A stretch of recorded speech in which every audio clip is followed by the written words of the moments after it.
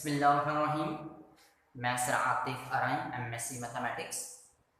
आज हम जिस चैप्टर को डिस्कस करेंगे वो है फंक्शन एंड लिमिट। उसकी फर्स्ट एक्सरसाइज को आज हम देखेंगे, चेक करेंगे। एक्सरसाइज 1.1। ठीक है, हमने अपने प्रीवियस लेक्चर्स के अंदर फंक्शन एंड लिमिट की एप्लीकेशंस को बहुत अच्छे से पढ़ा है। हमने तकरीबन 8 से 9 लेक्चर बनाए हैं इस पर, तो जिन्होंने नहीं देखी वो हमारे YouTube पे चैनल पर जाकर ज़रूर इसको देख लें ताकि हमें ये अच्छे से समझ में आ जाए।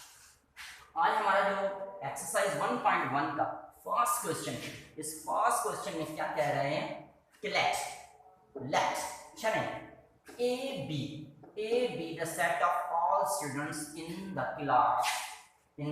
क्लास। ठीक है, कुछ स्टूडेंट्स का सेट है, कुछ स्टूडेंट्स के क्लास के स्टूडेंट्स का सेट है, कुछ क्लास के स्टूडेंट्स का सेट है। For each, her student belong करता है ए के साथ, एक्स बिलोंग करता है ए के साथ। Let A of X denote the age of X is a function. क्या ये फंक्शन, ये पूरी स्टेटमेंट एक जो क्वेश्चन गिवन है, क्या ये फंक्शन ये प्रूफ करना है। तो इस क्वेश्चन में क्या है, कुछ यूं रहा है कि हमारे पास कुछ क्लास के स्टूडेंट्स का सेट है, लेकिन उन सबकी जो एज है ना वो सेम है, एज सेम है। एक क्लास के अंदर कुछ स्टूडेंट्स हैं, राइट, डिफरेंट स्टूडेंट्स हैं, लेकिन उनकी एज एक ही है। तो क्या ये फंक्शन, जरा से प्रैक्टिकली थोड़ा देख लेते हैं, प्रूफ कर लेते हैं क्या ये फंक्शन है या नहीं है। फॉर एग्जाम्पल यहां पर हम एक सेट लेते हैं ए, राइट। सेट को मैं कुछ इस तरह रिप्रेजेंट करेंगे, दोबारा से इसको इस तरह, राइट। अब इसके अंदर ये क्लास है और ए का नाम दिया हुआ है, इसके अंदर कुछ स्टूडेंट्स हैं। स्टूडेंट्स कौन से हैं? अली, रहबर, आतिफ, चेतन, अनिल और ये तन्वीर। ओके, ये क्लास है और उस क्लास के कुछ स्टूडेंट्स हैं। ठीक है, लेकिन इनकी एज एक ही है और वो एज क्या है? एक्स। अब ये एक्स एक इमेजिनरी एज है, मतलब कि ये 20 इयर्स की हो सकती है इन सबकी एज। एक्स एक वेरिएबल है, हम इसको चेंज कर सकते हैं, it is not a constant, ये एक वेरिएबल है, इसको हम चेंज कर सकते हैं। तो ये समझो यहाँ तो 15 लिखा हुआ है, यहाँ पर या 16 लिखा हुआ है या 18 लिखा हुआ है। ठीक है, इन सबकी एज एक ही जितनी है।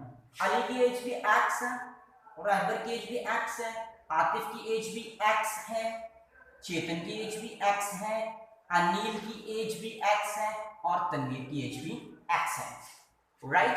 अब क्वेश्चन यहां पर ये क्लियर हो रहा है, क्या ये फंक्शन है? Yes, this is a function,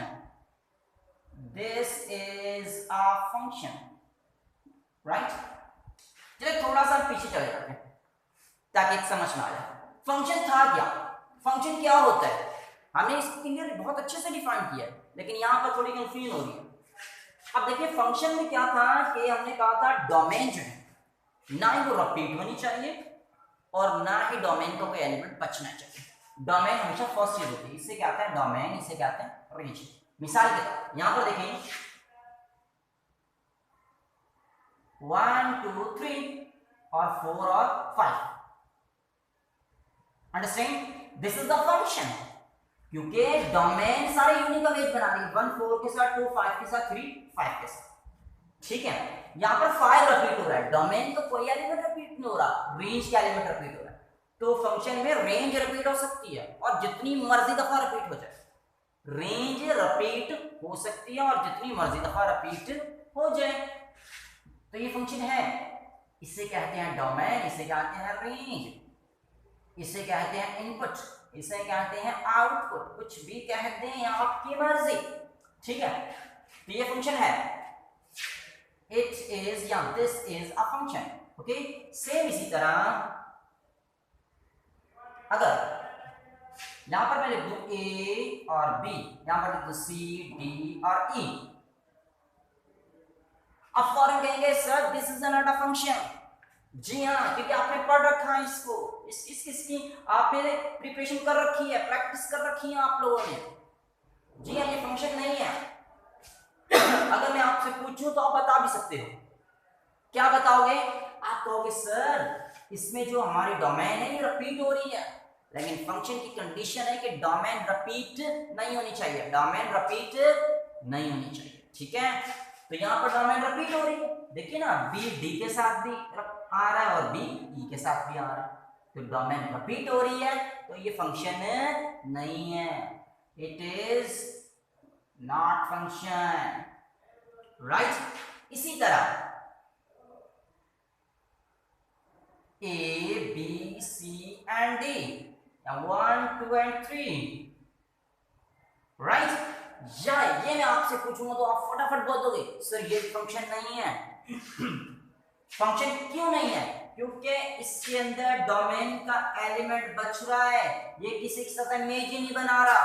हालांकि फंक्शन की डेफिनेशन है कि डोमेन का एलिमेंट, डोमेन का हर एलिमेंट एक यूनिक इमेज बनाए, मतलब कि डोमेन का हर एलिमेंट रेंज के एलिमेंट के साथ कनेक्ट हो, मैपिंग करे, ठीक है। लेकिन यहाँ पर डी मैपिंग नहीं कर रहा, तो ये भी फंक्शन नहीं है, it is not function, it is not function, understand.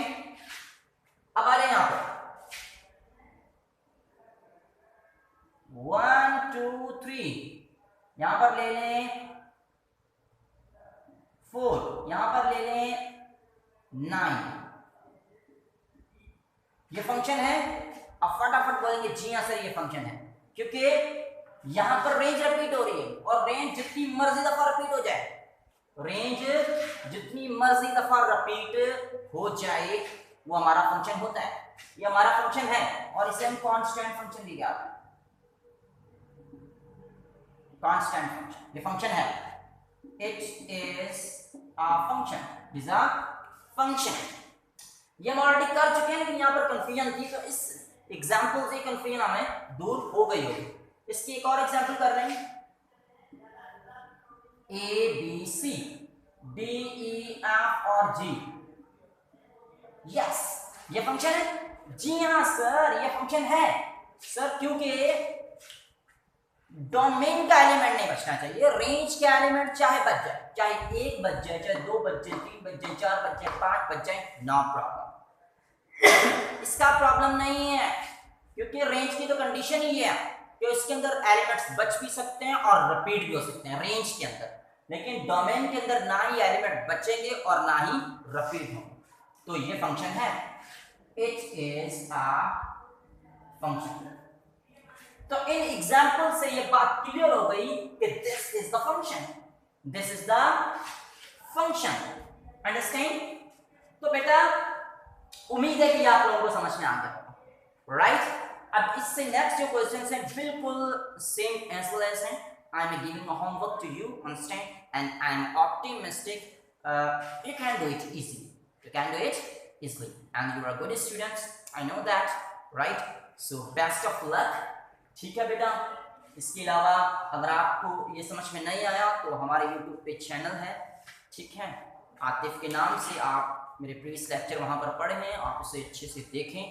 अगर वो आप नहीं देखेंगे तब ये चीज़ें समझ नहीं आएंगी, राइट। अब डायरेक्ट अगर ये मेरा लेक्चर देखें तो आपको ये समझ में नहीं आएगा, आपको इसको समझने के लिए मेरे प्रीवियस लेक्चर देखने होंगे ताकि आपको आसानी से समझ में आ सके, ठीक है बेटा। Thank you very much.